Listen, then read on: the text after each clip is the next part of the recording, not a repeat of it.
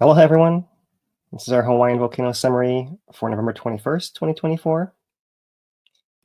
Kīlauea is still quiet following the increased seismicity about a month ago, seen here on the left part of this graph.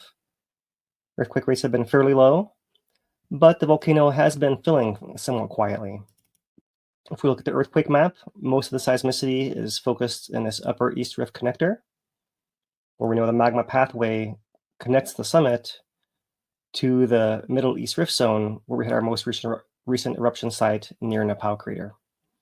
So these areas by Nāpau and in the Middle East Rift are still filling with magma, and we can see that through our tilt meters.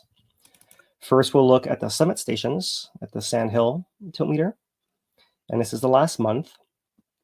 So as we've reviewed before, this blue line points more towards Hale Maunaloa, and a green line towards the South Caldera. And within the last week, they've been moving together in sync. And what you see is that about a week ago, there was an increased pulse that came through on both components here that lasted a few days and then stabilized since. You can also see that perhaps in the last day or so, there may have been another beginnings of another pulse coming through the summit region. So note that, and note that this pulse comes through right around the 15th or 16th, right? If we move down to that upper East Rift connector, you'll see here that that component is also filling, maybe a little bit more slowly, but also peaking here a similar time around that 16th before becoming a little bit more flat as well.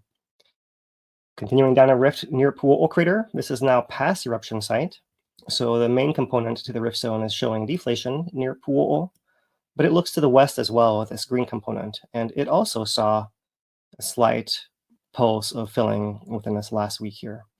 That actually seems to lag a little bit, peaking perhaps on the 18th or so. It's going to be a little bit of a delay from the pulse moving from the summit to the rift before starting over again. That seems to be what the sensors indicate right now.